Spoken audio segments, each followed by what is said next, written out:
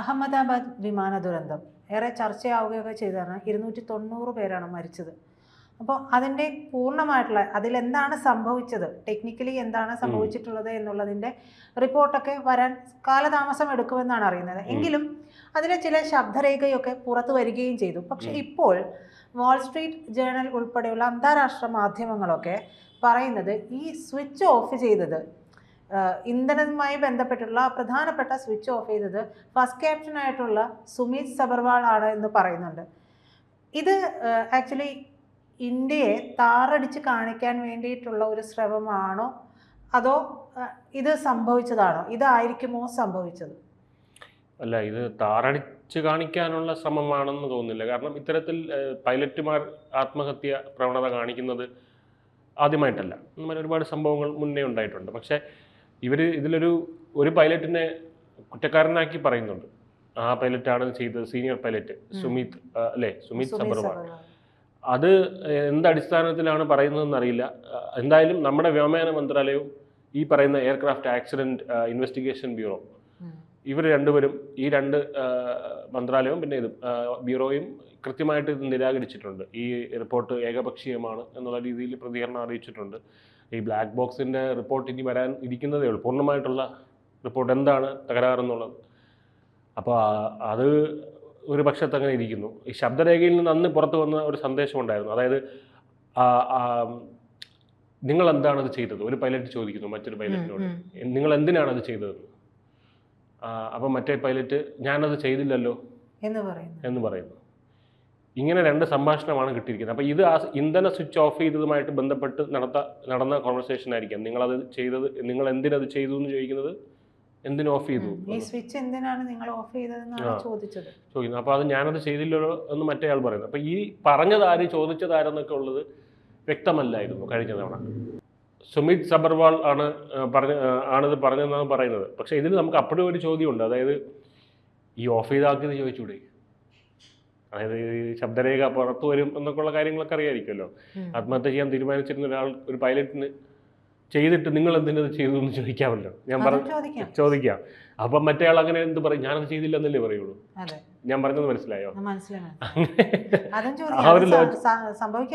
ആ ഒരു ലോജിക്കും വർക്കാവുന്ന കാര്യമല്ലേ. അപ്പോൾ എന്തായാലും ഇതിനകത്ത് ഈ ബോയിങ് എയർ ഇന്ത്യയുടെ ബോയിങ് 787 ഡ്രീം ലൈനറിൻ്റെ അന്വേഷണവുമായിട്ട് ബന്ധപ്പെട്ടുള്ള ഈ പറയുന്ന പുതിയ വിവരങ്ങൾ വാൾസ്ട്രീറ്റ് ജേണൽ പുറത്തുവിട്ടതിനെ തുടർന്ന് ഒരു വലിയ ഈ പൈലറ്റുമാരുടെ സംഘടന ഓൾറെഡി ഒരു പ്രതിഷേധത്തിലായിരുന്നു. അവർ ഈ റിപ്പോർട്ട് വന്നതിന് ശേഷം ശക്തമായൊരു പ്രതിഷേധം സംഘടിപ്പിക്കാനൊക്കെ ആയിട്ട് ഉള്ള നീക്കത്തിലാണ്. കാരണം എല്ലാ കുറ്റങ്ങളും കൊണ്ട് പൈലറ്റിന് തലയിലിട്ടാൽ പ്രശ്നം, പിന്നെ വിമാനത്തിൻ്റെ പ്രശ്നം എന്താണെന്ന് കണ്ടുപിടിക്കണ്ടല്ലോ എന്നുള്ള രീതിയിൽ. അപ്പം ഈ ഒരു അന്വേഷണവുമായിട്ട് ഇതിന് പിന്നാലെ വാൾസ്ട്രീറ്റ് അന്ന് തന്നെ കൂടിയിട്ടുള്ളതായിരുന്നു. വാൾസ്ട്രീറ്റ് പറഞ്ഞ കാര്യങ്ങൾ സംഭവിക്കാറുണ്ടോ എന്ന് ചോദിച്ചു കഴിഞ്ഞാൽ ചില കാര്യങ്ങൾ സംഭവിക്കാറുണ്ട്. കാരണം ട്രംപ് ആക്രമിക്കുമെന്ന് പറഞ്ഞത് വാൾസ്ട്രീറ്റ് ജേണലാണ്. അത് ആക്രമിക്കാൻ സൈനിക മേധാവിയായിട്ട് ചർച്ച നടത്തി എന്ന് പറഞ്ഞു. അത് സംഭവിച്ചു, ഇറാനെ ആക്രമിച്ചു. അപ്പം അന്ന് പറയുന്ന പോലെ ഇവർ കൃത്യമായിട്ട് ഈ റിപ്പോർട്ടിനെ ഫോളോ ചെയ്യുന്നുണ്ടായിരുന്നു. അപ്പോൾ എന്തെങ്കിലും ഒരു വിവരങ്ങൾ പുറത്തു വരാതെ ഇത് അവർ പറയില്ല എന്നുള്ള കാര്യം സത്യമാണ്. എന്തായാലും ഈ ബ്ലാക്ക് ബോക്സിലെ ഈ ശബ്ദ സന്ദേശങ്ങൾ അനുസരിച്ചിട്ട് ക്യാപ്റ്റൻ സുമിത് സബർവാൾ വിമാനത്തിൻ്റെ 2 എഞ്ചിനുകളിലേക്ക് പോകുന്ന ഫ്യൂവൽ സ്വിച്ച് ഓഫ് ചെയ്യുന്നു. 2 സ്വിച്ചുകളാണുള്ളത്, 2 ഫ്യൂവൽ ഇതാണുള്ളത്. അപ്പോൾ അത് രണ്ടും ഓഫ് ചെയ്തു എന്നാണ് പറയുന്നത്. അപ്പോൾ അത് ഓഫ് ചെയ്തിട്ട് 10 സെക്കൻഡിന് ശേഷം വീണ്ടും അത് ഓണാക്കിയിട്ടുമുണ്ട്. അപ്പോൾ ഈ നമ്മൾ ഒരു വിമാനം 10 സെക്കൻഡ് ഫ്യൂവൽ ഓഫ് ചെയ്യുമ്പോൾ എനിക്കതിൻ്റെ സാങ്കേതിക വശങ്ങൾ അറിയില്ല. കാരണം ആ മൊമെന്റ് സാധാരണ അത് അങ്ങനെ എന്തെങ്കിലും ഒരു സംഭവിക്കുന്നുണ്ടെങ്കിൽ നമ്മൾ സാധാരണ റീസ്റ്റാർട്ട് ചെയ്യുമല്ലോ. അതെ, റീസ്റ്റാർട്ട് ചെയ്യുന്ന പോലെ ചെയ്തു കഴിഞ്ഞിട്ടുണ്ടെങ്കിൽ അത് വർക്കിംഗ് ആകാനുള്ള സാധ്യതയുണ്ട്. ആ ഒരു സാധ്യതയുണ്ട് എന്നാണ് ഞാൻ വായിച്ച് മനസ്സിലാക്കിയത്. അപ്പോൾ ഈ ഒരു സംഭവം ഉണ്ടായല്ലോ, ഈ ടോക്ക് ഉണ്ടായതിനു ശേഷം ഇത് വീണ്ടും അല്ലെങ്കിൽ ഒരുപക്ഷെ അതിന് മുമ്പ് ഈ കാര്യം പ്രവർത്തിപ്പിക്കുക ഒന്നും കൂടെ റീസ്റ്റാർട്ട് ചെയ്യാനായിട്ട് ശ്രമിച്ചിട്ടുണ്ടാകും. പക്ഷെ ആ റീസ്റ്റാർട്ട് ചെയ്തിട്ടും അത് പ്രവർത്തനക്ഷമമാകാനുള്ള ഒരു സമയം പോലും ബൂട്ടിംഗ് ടൈം കിട്ടിയില്ല. അപ്പോഴേക്കും അപകടം ഉണ്ടായി, മൊമെന്റം നഷ്ടപ്പെട്ട് പ്ലെയിൻ താഴേക്ക് കുതിക്കാൻ തുടങ്ങി. അതല്ലേ ഉദ്ദേശിച്ചത്? അപ്പം അത് അങ്ങനെ സംഭവിക്കാനുള്ള സാധ്യത ഉണ്ടോ എന്ന് ചോദിച്ചാൽ ഉണ്ട്. കാരണം വിമാനം അത്രയും ഉയരത്തിലേക്ക് പറന്ന് പൊങ്ങിയിട്ടില്ലായിരുന്നു.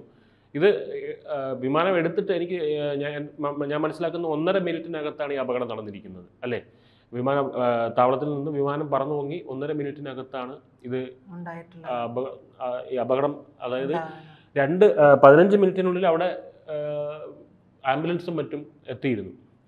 അപ്പോൾ ഈ പറയുന്നൊരു ഇപ്പോൾ വന്നത് ശരിക്കും പറഞ്ഞൊരു പ്രാഥമിക റിപ്പോർട്ടുണ്ട്. അപ്പോൾ അന്ന് തന്നെ വ്യോമയാന മന്ത്രി പറഞ്ഞായിരുന്നു, നമ്മുടെ വ്യോമയാന മന്ത്രി പറഞ്ഞിട്ടുണ്ടായിരുന്നു, ഇത് വന്നിരിക്കുന്നത് വസ്തുതകളാണ്, ഡാറ്റയാണ് വന്നിരിക്കുന്നത്, ഈ ഡാറ്റയുടെ അടിസ്ഥാനത്തിൽ നിങ്ങൾ ആരോപണങ്ങൾ ഉന്നയിക്കരുത് എന്ന് പറഞ്ഞു. പക്ഷേ ഈ ഡാറ്റ വരുമ്പോൾ എന്തായാലും ചർച്ചകളുണ്ടാവും, അത് സ്വാഭാവികമാണ്.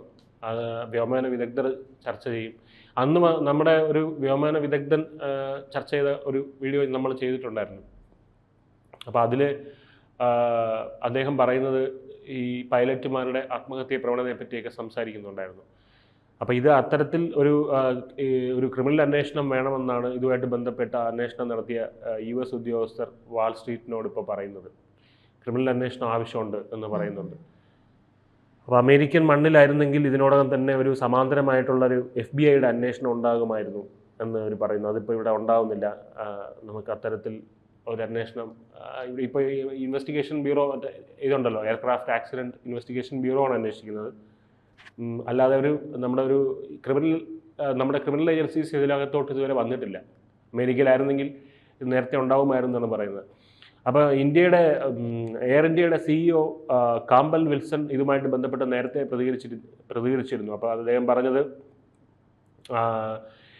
അവരുടെ സ്റ്റാഫോ അല്ലെങ്കിൽ മറ്റാരെങ്കിലുമാണ് ഇത് ചെയ്തത് എന്നുള്ള രീതിയിൽ ഒരു മുൻവിധിയോടെ കൂടെ സംസാരിക്കരുത്, അതൊക്കെ അന്വേഷണങ്ങളുടെ തുടക്കം മാത്രമേ ആയിട്ടുള്ളൂ എന്നൊക്കെ അദ്ദേഹം പറയുന്നുണ്ടായിരുന്നു. അപ്പോൾ ഇത് എയർ ഇന്ത്യയുടെ CEO ഇപ്പോൾ അങ്ങനെ മാത്രമേ സംസാരിക്കുള്ളൂ എന്നുള്ളതാണ് ഒരു കാര്യം അല്ലേ? അതിനപ്പുറം അദ്ദേഹത്തിന് കാരണം ഇത് പുറത്തു വന്നിട്ടില്ല. പിന്നെ അദ്ദേഹത്തിന്റെ കമ്പനിയുടെ റെപ്യൂട്ടേഷനാണ്, അദ്ദേഹത്തിന്റെ പൈലറ്റുകൾ മാത്രമല്ല ആ ഒരു ഔദ്യോഗിക സ്ഥാനത്തിരുന്നുകൊണ്ട് അദ്ദേഹത്തിന് പറയുന്നതിന് ഒരു ലിമിറ്റ് ഉണ്ട്. അപ്പോൾ ഇത് പൈലറ്റിലേക്ക് മാത്രം ഒതുക്കി നിർത്താനുള്ള ഒരു ശ്രമം നടക്കുന്നു എന്നുള്ള രീതിയിൽ പൈലറ്റുമാരുടെ സംഘടന ഇപ്പോൾ പറയുന്നുണ്ട്. അപ്പോൾ എയർക്രാഫ്റ്റിന് ഇതിനു മുൻപും പലവട്ടം ഇത്തരത്തിലുള്ള പ്രശ്നങ്ങളും അപകടങ്ങളും ഒക്കെ ചൂണ്ടിക്കാണിച്ചിട്ടുള്ളതാണ്. അതിൻ്റെ ആ ഒരു ലോക്ക് ചെയ്യുന്ന സിസ്റ്റത്തിനൊക്കെ എന്തോ പ്രശ്നങ്ങളുണ്ട് ഈ പറയുന്ന വിമാനത്തിൻ്റെ. അപ്പോൾ ആൻറ്റിനയിലേക്കുള്ള എൻജിനിലേക്കുള്ള ഫ്യൂവൽ ഫ്ലോ തടയുന്നതിനുള്ള സിസ്റ്റത്തിലൊരു പ്രശ്നമുണ്ട്. അത് കൂടുതൽ സാങ്കേതിക തികവ് കാരണം എന്നുള്ള അഭിപ്രായങ്ങളും സജഷൻസും ഒക്കെ മുമ്പ് വന്നിട്ടുണ്ട്. അതിൽ കൂടുതൽ സാങ്കേതിക തികവ് വേണം എന്നുള്ളതിൽ. അപ്പോൾ ആ രീതിയിൽ അന്വേഷണം മുന്നോട്ട് പോകണം എന്നാണ് പൈലറ്റുമാരുടെ സംഘടന പറയുന്നത്. അതായത് ഈ വിമാനത്തിനെ പറ്റി മുന്നേ ഉണ്ടായിരുന്ന കംപ്ലൈൻറ്റുകൾ എന്തൊക്കെയായിരുന്നു അത്തരത്തിൽ.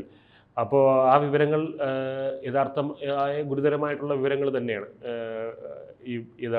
ഇപ്പോൾ വന്നിരിക്കുന്ന പൈലറ്റിനെ പറ്റിയുള്ള വിവരങ്ങൾ ഗുരുതരമായിട്ടുള്ള ആരോപണങ്ങൾ. കാരണം അത്തരത്തിൽ ഒരു സ്വിച്ച് ഓഫ് ചെയ്തിട്ടുണ്ടെങ്കിൽ ഈ വിമാനത്തിന് ഈ പ്രശ്നങ്ങൾ ഉണ്ട് എന്ന് ഇരിക്കെ തന്നെ ഇങ്ങനെ ഒരു സ്വിച്ച് ഓഫ് ചെയ്തിട്ടുള്ള ഒരു സ്വിച്ച് ഓഫ് കാര്യം ചെയ്തിട്ടുണ്ടെങ്കിൽ തീർച്ചയായിട്ടും അവിടെ ഒരു ക്രിമിനൽ അന്വേഷണം വേണം. കാരണം ഈ സ്വിച്ച് ഓഫ് ബട്ടൺസ് എന്ന് പറയുന്നത് ടച്ച് സ്ക്രീൻ അല്ല, അത് കൈ കൊണ്ട് തട്ടി ഓഫ് ആവുന്നതല്ല, അത് വലിച്ച് മുമ്പോട്ടോ പുറകോട്ടോ ചെയ്യുന്നത് ലിവർ സിസ്റ്റമാണ്. അത് മാത്രമല്ല അതിനൊരു ഗാർഡ് റെയിലുണ്ട്, കൈ അതിനകത്തേക്ക് നമ്മൾ ശ്രദ്ധാപൂർവം ഇട്ട് അങ്ങനെയാണ് നമുക്കത് ചെയ്യാൻ പറ്റുന്നത്.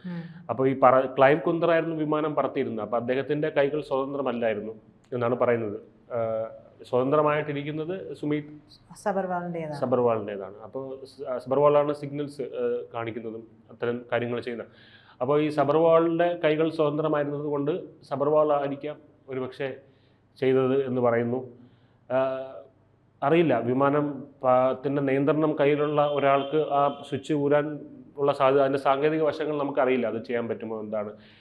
എന്തായാലും ഈ അന്വേഷണം ഇത്തരത്തിൽ പൈലറ്റുമാരുടെ മാനസികാവസ്ഥ കൂടെ അന്വേഷിക്കുന്നത്, അതായത് അവരുടെ വീട്ടുകാരുമായിട്ട് കുടുംബക്കാരുമായിട്ട് ബന്ധപ്പെട്ട് ഇദ്ദേഹത്തിൻ്റെ മാനസികാവസ്ഥ എങ്ങനെയായിരുന്നു, ഇദ്ദേഹം സൈക്യാട്രിക് ഗുളികൾ കഴിച്ചിരുന്നു, അപ്പം വിഷാദ രോഗമുണ്ടെങ്കിൽ അത്തരം ക്ലിനിക്കൽ ഡിപ്രഷൻ ഉണ്ടായിരുന്നോ എന്നുള്ള കാര്യങ്ങൾ, അദ്ദേഹം ആത്മഹത്യയെ പറ്റി ചിന്തിച്ചിരുന്നോ എന്നുള്ള കാര്യങ്ങൾ, അദ്ദേഹത്തിൻ്റെ വീട്ടിലെ കുടുംബപരമായിട്ടുള്ള സാഹചര്യങ്ങൾ, ഇത്തരത്തിലൂടെ അന്വേഷണം പോകണം. കാരണം അങ്ങനെ ഒരു ശ്രമം ഉണ്ടായിട്ടുണ്ടെങ്കിൽ അത് വലിയ രീതിയിൽ ഒരു അന്വേഷണം, വലിയ രീതിയിൽ ഒരു എന്താ പറയുക മാറ്റം ഈ പറയുന്ന നമ്മുടെ വ്യോമ മന്ത്രാലയം കൊണ്ടുവരണം.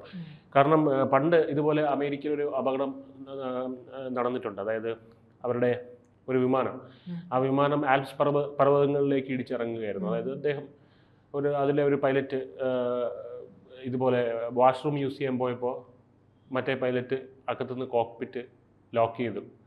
അദ്ദേഹം ആത്മഹത്യ ചെയ്യാൻ തീരുമാനിച്ചിരിക്കുകയായിരുന്നു. എന്നിട്ട് ഈ 150 പേരെയും കൊണ്ട് ആൽപ്സ് പർവ്വതത്തിലേക്ക് ഇടിച്ചിറങ്ങി.